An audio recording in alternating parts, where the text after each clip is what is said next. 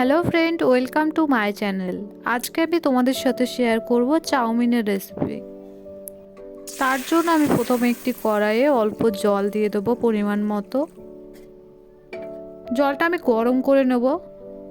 তারপর আমি এর মধ্যে চাউমিন দিয়ে দেবো। জলটা ফুটতে লাগলে তারপর এর মধ্যে চাউমিনগুলো দিয়ে দেবো। চাউমিনটা আমি 2 থেকে 3 মিনিট সিদ্ধ করে নেব। বেশিক্ষণ সিদ্ধ করবে না, না হলে গলে যাবে চাউমিনগুলো, তখন খেতে ভালো লাগবে না। চাউমিনগুলো আমার সিদ্ধ করা হয়ে গেছে। এরপর আমি একটি পাত্রে অল্প ঠান্ডা জল নেব, তার মধ্যে চাউমিনগুলো দিয়ে দেবো। দিয়ে জল থেকে ছেঁকে ছেঁকে তুলে নেব। তারপর একটু ছড়িয়ে রেখে দেব। এরপর অন্যদিকে আমি একটি বাটিতে 2টো ডিম ভেঙে নেব। তারপর ওর মধ্যে অল্প লবণ দিয়ে ভালো করে মিক্স করে নেব। তারপর আমি একটি কড়াইয়ে অল্প তেল দেব। তারপর এর মধ্যে ডিমগুলো দিয়ে দেবো।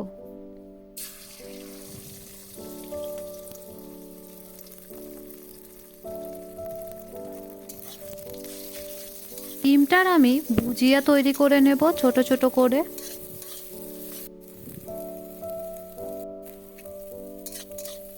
ডিমটা আমার ভাজা হয়ে গেছে। এরপর আমি একটি পাত্রে তুলে নেব। তারপর ওই কড়াইয়ে আমি পরিমাণ মতো তেল দেব। তারপর আমি এর মধ্যে দেব শুকনো লঙ্কা কুচি ও রসুন কুচি।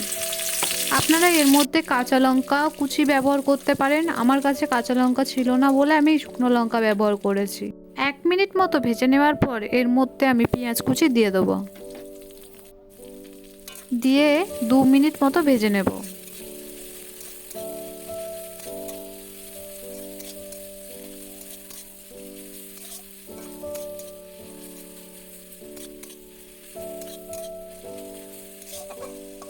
পেঁয়াজগুলো একটু ভাজা হয়ে গেলে তারপর আমি এর মধ্যে গাজর কুচি দিয়ে দেবো। দিয়ে গাজরগুলো আমি 3 থেকে 4 মিনিট ভেজে নেব। গাজরগুলো একটু ভাজা হয়ে গেলে তারপর আমি এর মধ্যে ক্যাপসিকাম ও বিন দিয়ে দেবো। দিয়ে আবারও আমি 3 মিনিট মতো ভেজে নেব সবজিগুলো।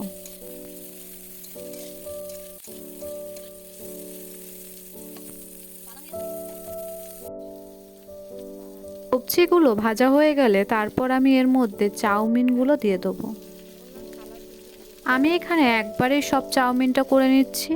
আপনারা যদি চাউমিনের পরিমাণটা অনেকটা করেন তাহলে 2 বারে ভেজে নেবেন, তাহলে আপনাদের সুবিধা হবে। চাউমিনটা আমি 1 মিনিট মতো ভেজে নেব। তারপর আমি এর মধ্যে পরিমাণ মতো লবণ দিয়ে দেব। এরপর আমি এর মধ্যে দেবো 2 চামচ সয়া সস,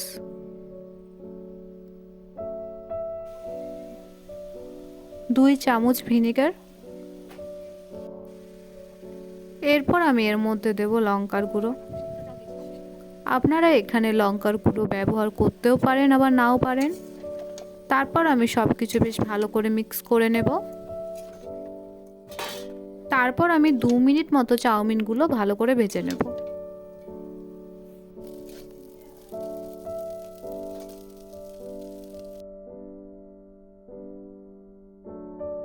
2 মিনিট ভাজা হয়ে গেলে তারপর আমি এর মধ্যে দেব সস।